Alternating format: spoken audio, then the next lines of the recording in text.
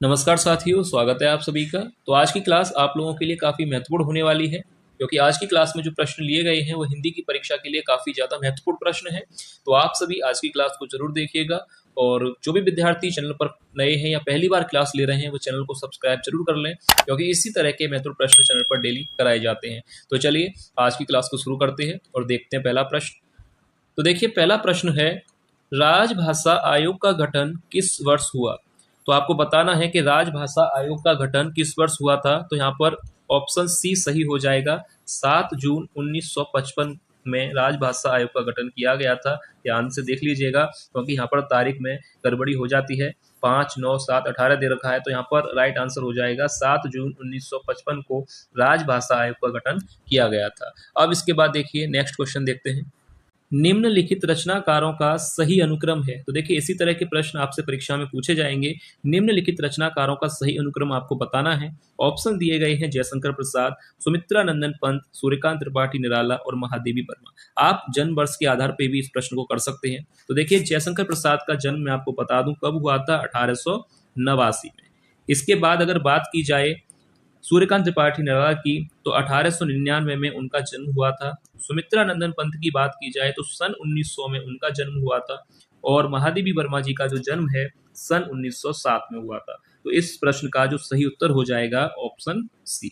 जयशंकर प्रसाद का जन्म 1889, निराला जी का 1899, पंत जी का 1900 और महादेवी वर्मा का 1907। तो इस प्रश्न का सही उत्तर हो जाएगा ऑप्शन सी। अब इसके बाद देखिए नेक्स्ट क्वेश्चन देखते हैं।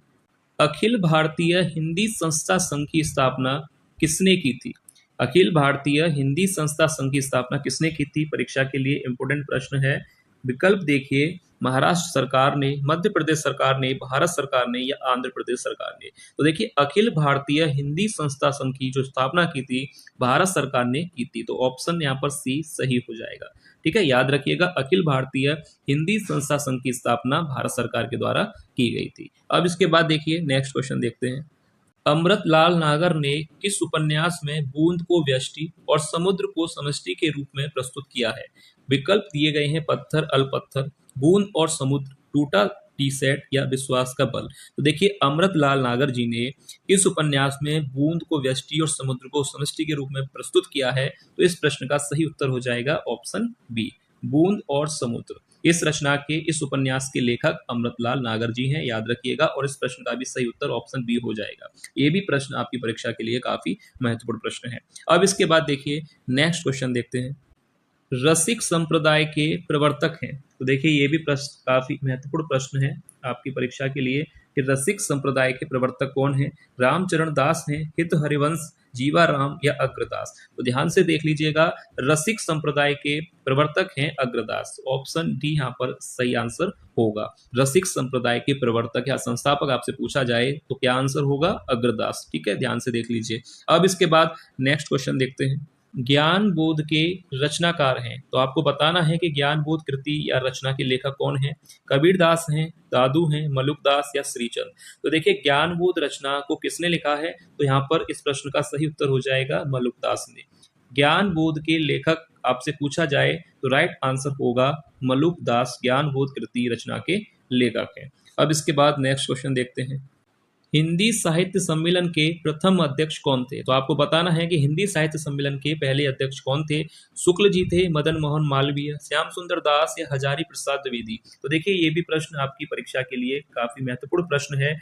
हिंदी साहित्य सम्मेलन के पहले अध्यक्ष, तो देखिए इस प्रश्न का सही उत्तर हो जाएगा ऑप्शन बी, मदन मोहन मालवीय। इस प्रश्न का सही आंसर होगा, जो कि हिंदी साहित्य सम्मेलन के पहले अध्यक्ष थे।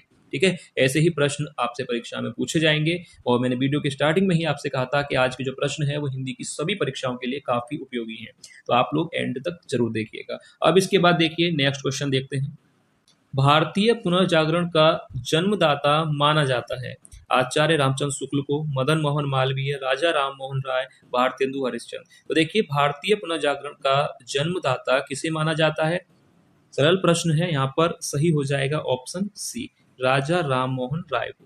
ठीक है, याद रखिएगा, भारतीय पुनर्जागरण का जन्मदाता किसे माना जाता है? राजा राम मोहन राय जी को। अब इसके बाद देखिए नेक्स्ट क्वेश्चन देखते हैं। गांधी जी का असहयोग आंदोलन एवं रॉलेट एक्ट किस नाटक का विषय बनाया गया था? ऑप्शंस दिए गए हैं सन्यासी, शिखर स्वामी, सिंदूर की होली या चंद्रगुप्त। तो आपको बताना है कि किस नाटक का विषय असहयोग आंदोलन एवं रॉलेट एक्ट है। तो यहाँ पर इस प्रश्न का सही उत्तर क्या होगा? ये भी प्रश्न आपकी परीक्षा के लिए काफी महत्वपूर्ण है। तो इस प्रश्न का सही उत्तर हो जाएगा ऑप्शन ए। सन्यासी नाटक का जो विषय है वह है असहयोग आंदोलन एवं रॉलेट एक्ट। तो ऑप्शन ए यहाँ पर सही आंसर होगा। अब इसके बाद देखिए नेक्स्ट क्वेश्चन देखते हैं। किस नाटक में कर्णावती ने हुमायूं को राखी बांधकर अपना भाई बनाया था? ऑप्शन दिए गए हैं राजयोग, मुक्ति का रहस्य, सिंदूर की होली या रक्षाबंधन। तो देखिए कर्णावती ने हुमायूं को राखी बांधकर अपना भाई बनाया था। तो ये जो है किस नाटक में प्रस्तुत किया गया था? रक्षाबंधन। ऑप्शन डी यहाँ पर राइट आंसर हो जाएगा। सरल प्रश्न है कि किस नाटक में कर्णावती ने हुमायूं को राखी बांधकर अपना भाई बनाया था? तो ऑप्शन डी रक्षाबंधन। अब इसके बाद देखिए नेक्स्ट क्वेश्चन देखते हैं। दक्षिण भारत हिंदी समिति की स्थापना किस वर्ष हुई? ये भी प्रश्न आपकी परीक्षा के लिए काफी इंपोर्टेंट प्रश्न है कि दक्षिण भारत हिंदी समिति की स्थापना किस वर्ष में की गई थी? 1917 में, 1919, 18 या 1916 में? तो इस प्रश्न का सही उत्तर हो जाएगा ऑप्शन सी 1918। दक्षिण भारत हिंदी समिति की स्थापना कब की गई थी, किस वर्ष में की गई थी? 1918 में। याद रखिएगा ऑप्शन सी इस प्रश्न का सही उत्तर हो जाएगा। अब इसके बाद नेक्स्ट क्वेश्चन देखते हैं। भारतेंदु के अनुसार हिंदी नई चाल में कब ढली? 1857, 1860, 1880 या 1873? तो भारतेंदु जी के अनुसार हिंदी नई चाल में कब ढली? तो यहाँ पर ऑप्शन डी सही हो जाएगा 1873 में। याद रखिएगा यहाँ पर ऑप्शन डी 1873 में। यह भारतेंदु जी का ही कथन है। इस तरह से भी परीक्षा में आपसे पूछा जा सकता है कि सन 1873 में हिंदी नई चाल में ढली, किसका कथन है? दोनों तरह से प्रश्न आ सकता है। जैसे एक प्रश्न तो यह है कि भारतेंदु के अनुसार हिंदी नई चाल में कब ढली, यानी वर्ष पूछा गया है। एक इस तरह से पूछा जाएगा कि 1873 में हिंदी नई चाल में ढली, यह कथन किसका है? तो अगर इस तरह से पूछा जाए तो भारतेंदु हरिश्चंद्र, अगर इस तरह से पूछा जाए वर्ष देकर पूछा जाए तो 1873। ठीक है, तो याद रखिएगा। अब इसके बाद देखिए नेक्स्ट क्वेश्चन देखते हैं। राष्ट्रभाषा प्रचार समिति की स्थापना किस वर्ष में हुई थी? 1936, 1935, 1925 या 1940? तो राष्ट्रभाषा प्रचार समिति की स्थापना किस वर्ष में हुई थी? तो इस प्रश्न का सही उत्तर होगा, पहला ही विकल्प सही हो जाएगा, 1936 में। राष्ट्रभाषा प्रचार समिति की स्थापना 1936 में हुई थी।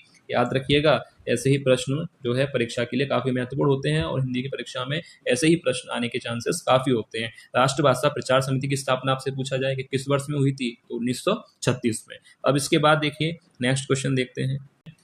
जो आदमी हम बना रहे हैं कहानी किसने लिखी है? ज्ञान रंजन, रघुवीर सहाय, अमरकांत या कमलेश्वर? तो देखिए जो आदमी हम बना रहे हैं यह कहानी और इसके कहानीकार हैं रघुवीर सहाय। ऑप्शन बी, यानी यह कहानी किसने लिखी है? जो आदमी हम बना रहे हैं, ये जो कहानी है, इस कहानी के जो कहानीकार हैं रघुवीर सहाय के द्वारा यह कहानी लिखी गई है। ऑप्शन बी राइट आंसर हो जाएगा। अब इसके बाद अगला प्रश्न देखते हैं। सदी का सबसे बड़ा आदमी कहानी किसने लिखी है? देखिए इस कहानी के कहानीकार आपको बताना है कौन है। काशीनाथ सिंह है, महेंद्र बल्ला, सानी या कमलेश्वर? तो देखिए सदी का सबसे बड़ा आदमी, यह कहानी लिखने वाले जो कहानीकार हैं काशीनाथ सिंह हैं। ऑप्शन पहला यहाँ पर सही हो जाएगा। ठीक है, ध्यान से देख लीजिए, सदी का सबसे बड़ा आदमी कहानी के जो कहानीकार हैं काशीनाथ सिंह। ऑप्शन पहला ही सही होगा। अब इसके बाद अगला प्रश्न देखते हैं। लोग हाशिए पर कहानी के लेखक हैं, तो आपको बताना है कि लोग हाशिए पर कहानी के कहानीकार कौन है? कमलेश्वर के द्वारा लिखी गई है कहानी, या श्रीलाल शुक्ल, अखिलेश या धीरेन्द्र अस्थाना? तो देखिए इस प्रश्न का सही आंसर हो जाएगा लोग हाशिए पर कहानी लिखने वाले जो कहानीकार हैं वह हैं धीरेन्द्र अस्थाना। ऑप्शन डी यहाँ पर राइट आंसर हो जाएगा। लोग हाशिए पर कहानी किसने लिखी है? धीरेन्द्र अस्थाना ने। अब इसके बाद नेक्स्ट क्वेश्चन देखते हैं। दरियाई घोड़ा कहानी के लेखक हैं उदय प्रकाश, ज्ञान प्रकाश, शिवानी या शिव प्रसाद सिंह? तो देखिए दरियाई घोड़ा कहानी किसने लिखी है? तो इस प्रश्न का सही उत्तर हो जाएगा उदय प्रकाश। पहला ही ऑप्शन यहाँ पर सही आंसर होगा। उदय प्रकाश जी के द्वारा यह कहानी लिखी गई है दरियाई घोड़ा। और ये हो सकता है आपसे परीक्षा में पूछा जाए कि दरियाई घोड़ा कहानी के कहानीकार का नाम बताइए, तो क्या होगा? उदय प्रकाश। अब इसके बाद अगला प्रश्न देखते हैं। हिंदी राजभाषा होगी यह निर्णय कब हुआ? 14 सितंबर 1951 में, या 1952, 1949 या 1948? तो देखिए सरल प्रश्न है, हिंदी राजभाषा होगी यह निर्णय कब लिया गया? यह निर्णय कब हुआ था? 14 सितंबर 1949 को। ऑप्शन सी यहाँ पर सही हो जाएगा। 14 सितंबर 1949 को हिंदी को राजभाषा घोषित किया गया था और इसी दिन हिंदी दिवस मनाया जाता है, आपको पता होगा। हिंदी राजभाषा होगी यह निर्णय कब हुआ? 14 सितंबर 1949 को। अब इसके बाद अगला प्रश्न देखते हैं। अनुच्छेद 344 के पालन हेतु राष्ट्रपति द्वारा 1955 में राजभाषा हेतु किसकी अध्यक्षता में आयोग गठित किया गया था? तो देखिए ऐसे ही प्रश्न आपसे परीक्षा में पूछे जाएंगे। हिंदी की सभी परीक्षाओं के लिए काफी महत्वपूर्ण है, चाहे वो टीजीटी की परीक्षा हो, चाहे पीजीटी की, चाहे नेट की परीक्षा हो, हर परीक्षा के लिए काफी महत्वपूर्ण प्रश्न है। तो देखिए इस प्रश्न का सही आंसर क्या होगा? तो राइट आंसर ध्यान से देख लीजिएगा, ऑप्शन डी बाल गंगाधर। ठीक है, बाल गंगाधर खैर यहाँ पर राइट आंसर हो जाएगा। इनका पूरा नाम बाल गंगाधर खैर, बीजी खैर शॉर्ट में आता है। जब पेपर में आता है तो वहाँ पर ऑप्शन शॉर्ट में भी दे दिया जाता है बीजी खैर लिखकर, तो याद रखिएगा बाल गंगाधर खैर। ठीक है, किसकी अध्यक्षता में आयोग गठित किया गया था? बीजी खैर यानी बाल गंगाधर खैर। और आयोग का गठन कब हुआ था? 1955 में। ठीक है, इस प्रश्न को अच्छी तरह से समझ लीजिए। आयोग का गठन हुआ था बीजी खैर की अध्यक्षता में सन 1955 में। अब इसके बाद देखिए नेक्स्ट क्वेश्चन देखते हैं। 1084 की माँ किसका उपन्यास है? मृदुला गर्ग, महाश्वेता देवी, मैत्री पुष्पा या मनु भंडारी? तो देखिए इस प्रश्न का सही उत्तर क्या होगा? 1084 की माँ उपन्यास किसने लिखा है? ऑप्शन बी महाश्वेता देवी का यह उपन्यास है 1084 की माँ। अब इसके बाद देखिए नेक्स्ट क्वेश्चन देखते हैं। किस उपन्यास में बट वृक्ष को मानव के रूप में चित्रित किया गया है? नीला चांद, सूरज का सातवां घोड़ा, बाबा बटेश्वर नाथ या डूबते मस्तूल? तो देखिए किस उपन्यास में बट वृक्ष को मानव के रूप में चित्रित किया गया है? तो इस प्रश्न का जो सही उत्तर हो जाएगा ऑप्शन सी बाबा बटेश्वर नाथ। ठीक है, याद रखिएगा किस उपन्यास में बट वृक्ष मानव के रूप में चित्रित किया गया है? बाबा बटेश्वर नाथ। यहाँ पर राइट आंसर हो जाएगा, यह एक उपन्यास है। अब इसके बाद देखिए नेक्स्ट क्वेश्चन देखते हैं। शकुंतला की अंगूठी के नाटककार हैं सुरेंद्र वर्मा, रमेश बख्शी, प्रभाकर शर्मा या शंकर शेष? तो देखिए शकुंतला की अंगूठी, इस नाटक को लिखने वाले नाटककार हैं सुरेंद्र वर्मा जी। ऑप्शन पहला यहाँ पर सही हो जाएगा। शकुंतला की अंगूठी नाटक को किसने लिखा है? सुरेंद्र वर्मा ने। अब इसके बाद नेक्स्ट क्वेश्चन देखते हैं। 55 खंबे लाल दीवारें के लेखक हैं मनु भंडारी, ममता कालिया, कृष्णा सोबती या ऊषा प्रियवंदा? तो देखिए 55 खंबे लाल दीवारें के जो रचनाकार हैं वह हैं ऊषा प्रियवंदा जी। ऑप्शन डी यहाँ पर राइट आंसर हो जाएगा।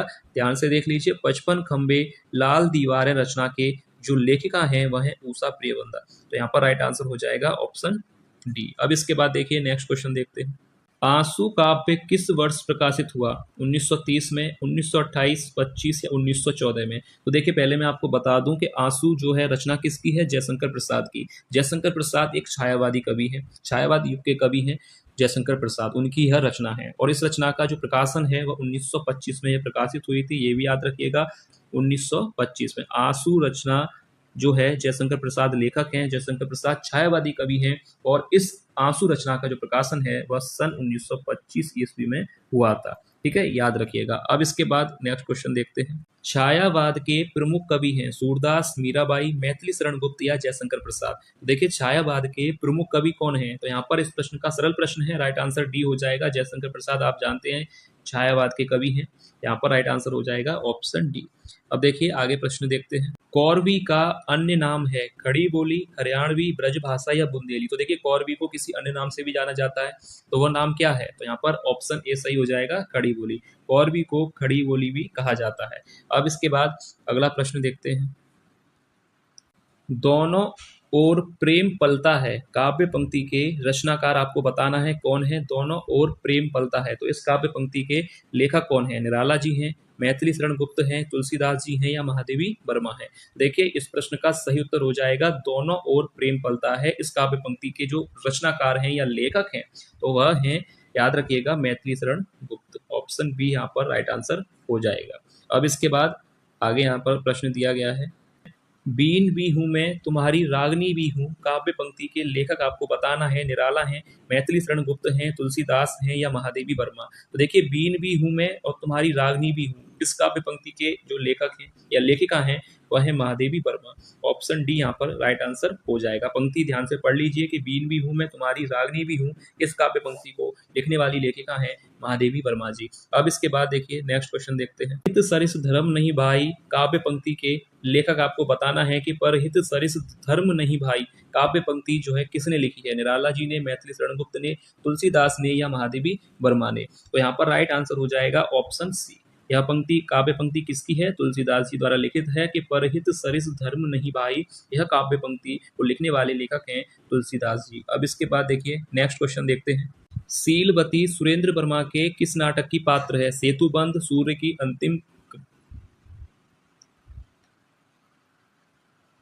अब देखिए अगला प्रश्न है, सीलवती सुरेंद्र वर्मा के किस नाटक की पात्र है? सेतुबंध या सूर्य की अंतिम, इसको किरण कर लीजिएगा, सूर्य की अंतिम किरण से सूर्य की पहली किरण, आठवां सर्ग या द्रौपदी। तो देखिए राइट आंसर हो जाएगा सीलवती सुरेंद्र वर्मा के किस नाटक की पात्र थी? तो यहाँ पर ऑप्शन बी सही हो जाएगा, सूर्य की अंतिम किरण से सूर्य की पहली किरण। रचना जो थी, जो नाटक था, इसकी यह पात्र थी। प्रमुख पात्र में आती है रानी सीलवती सुरेंद्र वर्मा के सूर्य की अंतिम किरण से सूर्य की पहली किरण नाटक की एक प्रमुख पात्र थी।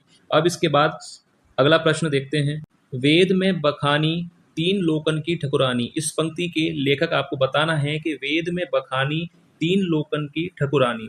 तो यहाँ पर राइट आंसर क्या होगा? यह पंक्ति किस लेखक की है? केशवदास, चिंतामणि, भिखारी दास या सेनापति? तो देखिए इस प्रश्न का सही उत्तर हो जाएगा ऑप्शन डी, सेनापति की यह पंक्ति है, यानी उनके द्वारा लिखित है कि वेद में बखानी तीन लोकन की ठकुरानी। तो इस पंक्ति को लिखा है सेनापति ने। अब इसके बाद देखिए नेक्स्ट क्वेश्चन देखते हैं, नमक का दरोगा कहानी के लेखक आपको बताना है कि नमक का दरोगा कहानी किसने लिखी है? मुंशी प्रेमचंद, शुक्ल, गुलाब राय या जयशंकर प्रसाद? सरल प्रश्न है, आप सभी को पता होना चाहिए इसका आंसर। नमक का दरोगा कहानी को लिखने वाले जो लेखक हैं मुंशी प्रेमचंद, यानी ऑप्शन ए यहाँ पर सही हो जाएगा। और ये प्रश्न का आंसर जितने भी विद्यार्थी ये आज की क्लास ले रहे हैं या वीडियो देख रहे हैं, उन सभी को पता होना चाहिए। अगर जिसको नहीं पता तो वो अपनी तैयारी को और अच्छा करें, क्योंकि ये प्रश्न काफी सरल है और आप सभी को ये पता होना चाहिए कि नमक का दरोगा कहानी को किसने लिखा है? तो मुंशी प्रेमचंद जी ने।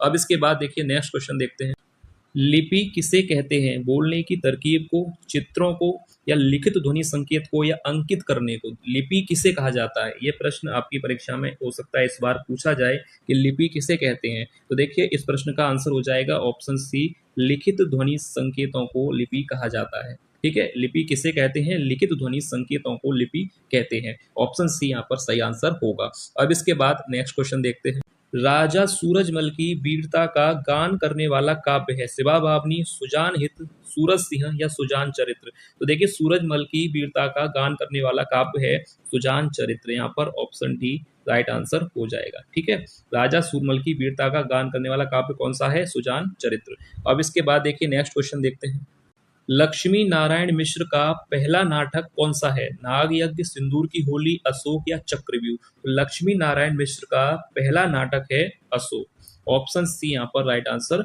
हो जाएगा। ठीक है, ध्यान से देख लीजिए, लक्ष्मी नारायण मिश्र जी का पहला नाटक आपको बताना था, तो राइट आंसर होगा अशोक, इनका पहला नाटक है लक्ष्मी नारायण मिश्र जी का। और ये आज की क्लास का अंतिम प्रश्न था। उम्मीद है आपको आज की क्लास पसंद आई होगी और आप सभी विद्यार्थी कमेंट करके बताइएगा कि आपको आज की क्लास कैसी लगी। और जो भी विद्यार्थी क्लास पहली बार ले रहे हैं वो चैनल को सब्सक्राइब जरूर कर लें, क्योंकि ऐसे ही महत्वपूर्ण प्रश्न चैनल पर डेली कराए जाते हैं। तो चलिए मिलते हैं नेक्स्ट क्लास में ऐसे ही और महत्वपूर्ण MCQ के साथ। तब तक के लिए धन्यवाद।